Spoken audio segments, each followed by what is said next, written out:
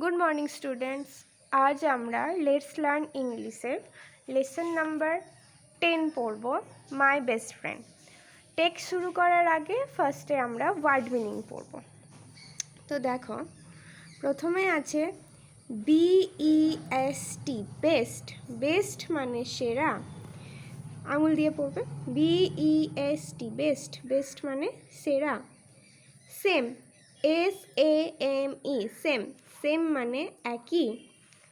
Locality LOCALITY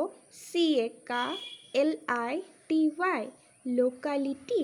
locality माने अंचल। Sweet SWEET sweet. Sweet माने मिष्टी। Nature NATURE nature. नेचार माने प्रकृति। काम CALM काम। काम माने स्थिर।